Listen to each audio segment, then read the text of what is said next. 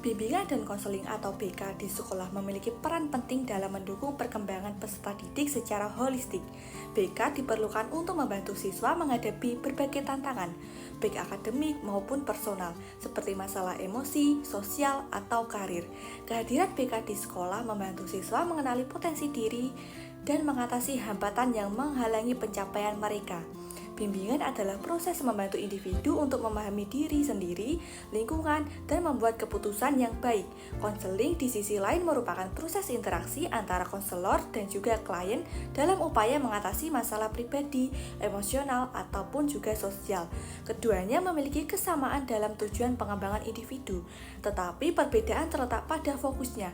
Bimbingan lebih bersifat preventif dan umum, sementara konseling lebih mendalam dan berfokus pada solusi masalah yang spesifik. Guru di sekolah, terutama di jenjang pendidikan dasar, perlu membimbing siswa karena mereka berada di posisi untuk pertama kali mengenali permasalahan siswa dan dapat memberikan arahan awal untuk merujuk ke konselor jika diperlukan.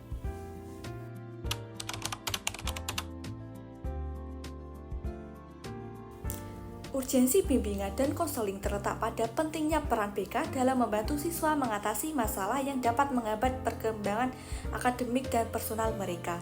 Dalam sistem pendidikan formal, BK mendudukan sebagai bagian integral yang tidak dapat dipisahkan dari upaya menciptakan pendidikan yang holistik. Pada tingkat pendidikan formal, BK mencakup 3 bidang utama, yaitu akademik, karir, dan juga sosial emosional. Ketiga bidang ini saling berkait dalam membantu keberhasilan siswa secara menyeluruh. Dalam menjalankan tugasnya, guru dan konselor memiliki peran yang unik namun saling melengkapi. Guru berfokus pada pengajaran, sementara konselor lebih pada dukungan emosional, sosial siswa. Kerjasama antara guru dan konselor sangat penting untuk memastikan bahwa siswa mendapatkan perhatian dan komprehensif.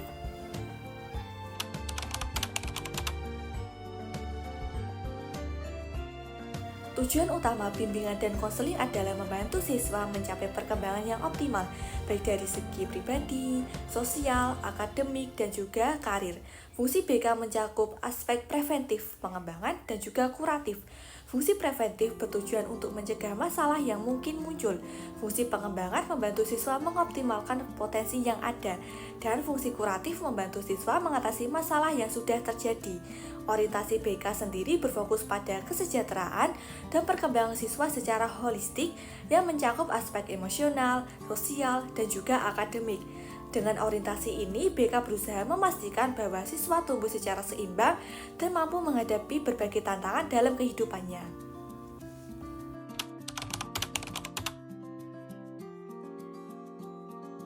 Dalam praktiknya, BK dilandasi oleh beberapa asas penting seperti asas individualisasi, keterbukaan, kerahasiaan, keharmonisan, kesukarelaan, dan juga profesionalisme. Prinsip-prinsip ini membantu bagaimana proses bimbingan dan konseling dijalankan, sehingga pelayanan yang diberikan dapat membantu siswa secara maksimal. Guru dan konselor harus memperhatikan kebutuhan individual siswa, menjaga kerahasiaan informasi pribadi yang dibagikan oleh siswa, serta menciptakan suasana yang harmonis saling percaya dalam interaksi mereka.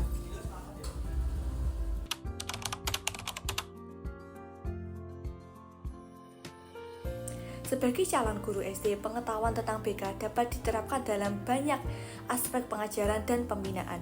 Guru bisa mengimplementasikan fungsi preventif dengan lebih peka terhadap tanda-tanda masalah yang mungkin dihadapi siswa, seperti perubahan perilaku dan penurunan prestasi akademik.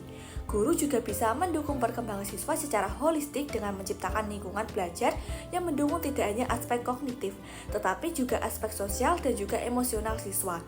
Dalam hal penerapan asas-asas BK, seorang guru harus menjaga kerahasiaan setiap masalah yang diungkapkan oleh siswa, memperlakukan siswa sesuai dengan karakter dan kebutuhan mereka masing-masing, serta memberikan kesempatan kepada siswa untuk secara sukarela meminta bimbingan atau dukungan. Semua ini bertujuan untuk menciptakan lingkungan pendidikan yang mendukung pertumbuhan dan perkembangan siswa secara menyeluruh.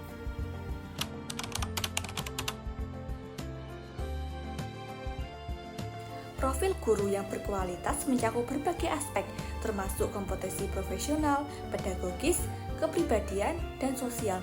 Guru yang berkualitas harus memiliki pemahaman mendalam tentang materi yang diajarkan, metode pengajaran yang efektif, dan kemampuan untuk beradaptasi dengan kebutuhan peserta didik. Selain itu, mereka juga harus memiliki kemampuan komunikasi yang baik, mampu bekerja sama dengan rekan kerja, serta menunjukkan sikap positif dan teladan bagi siswa. Guru yang berkualitas juga harus memiliki kepekaan terhadap perkembangan teknologi dan juga inovasi pendidikan yang mendukung proses belajar mengajar.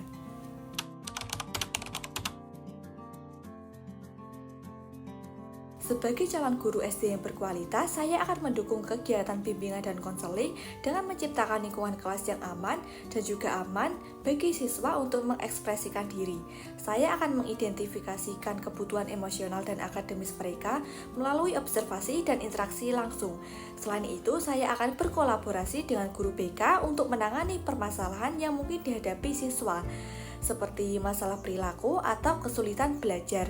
Saya juga akan menyediakan waktu khusus untuk sesi konseling informal, di mana siswa dapat mendiskusikan perasaan atau masalah mereka tanpa tekanan.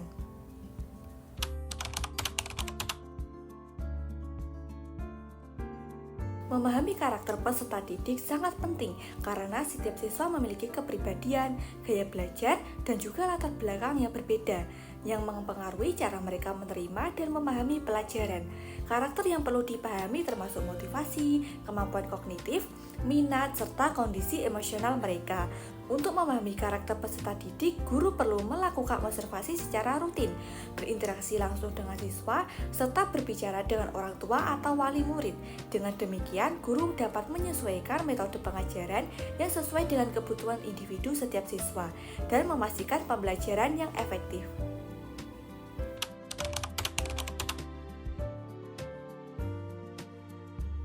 Berikut adalah penjelasan yang lebih mendalam tentang 9 layanan bimbingan dan konseling atau BK beserta contoh implementasinya di sekolah dasar.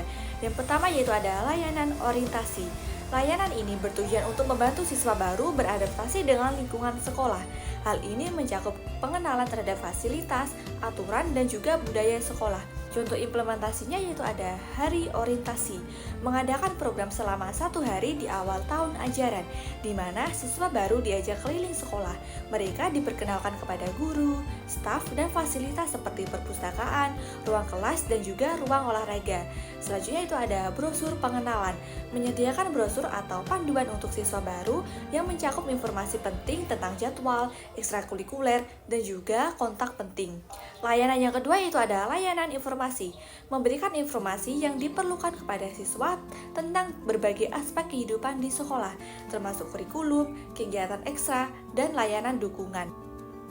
Contoh implementasinya yaitu ada papan informasi, menyediakan papan pengumuman di area strategis di sekolah yang menampilkan informasi tentang kegiatan ekstrakurikuler, jadwal, dan juga acara penting. Selanjutnya itu ada sesi informasi, mengadakan sesi khusus di kelas untuk menjelaskan berbagai layanan yang tersedia, termasuk cara mendaftar untuk kegiatan ekstrakurikuler. Layanan yang ketiga yaitu ada layanan konseling individu, menyediakan ruang bagi siswa untuk berbicara secara pribadi tentang masalah yang mereka hadapi, baik akademik maupun pribadi. Contoh implementasinya yaitu ada sesi konseling rutin, mengatur sesi konseling mingguan bagi siswa yang memerlukan dukungan, misalnya siswa yang kesulitan belajar atau mengalami masalah pribadi. Yang kedua yaitu ada jadwal konseling, menyediakan jadwal yang mudah diakses untuk siswa agar mereka dapat mengatur pertemuan kapan saja yang diperlukan. Layanan yang keempat yaitu ada layanan konseling kelompok, mengadakan diskusi kelompok untuk siswa agar dapat saling berbagi pengalaman dan pelajaran dari teman-teman mereka. Contoh implementasinya yaitu ada kelompok diskusi, membentuk kelompok dengan tema tertentu seperti pertemanan, bullying, atau kerjasama, di mana siswa dapat berbagi cerita atau juga solusi. Selanjutnya yaitu ada aktivitas dinamis, menggunakan permainan atau simulasi untuk memfasilitasi diskusi dan menciptakan lingkungan yang nyaman bagi siswa. Layanan yang kelima yaitu ada layanan mediasi, memfasilitasi penyelesaian konflik antara siswa dengan cara yang konstruktif dan damai. Contoh implementasinya yaitu ada sesi mediasi, Mengadakan sesi mediasi ketika dua siswa terlibat dalam konflik. Guru BK berperan sebagai mediator untuk membantu mereka mengungkapkan perasaan dan mencari solusi bersama. Yang kedua yaitu ada pelatihan resolusi konflik. Menyelenggarakan pelatihan tentang cara menyelesaikan konflik secara efektif yang diikuti oleh seluruh siswa. Layanan yang keenam yaitu ada layanan pengembangan karir. Membantu siswa mengenali potensi dan minat yang dapat dikembangkan untuk masa depan. Contoh implementasinya yang pertama itu ada kegiatan pengenalan profesi. Mengundang alumni atau orang tua dengan berbagai profesi untuk berbagi pengalaman dan informasi tentang karir mereka. Implementasi yang kedua itu ada kelas minat dan bakat. Mengadakan kelas atau workshop yang fokus pada pengembangan minat seperti seni, olahraga, atau teknologi untuk membantu siswa menemukan passion mereka. Layanan yang ketujuh yaitu ada layanan psikoedukasi. Memberikan pendidikan mengenai kesehatan mental, emosi, dan keterampilan kepada siswa.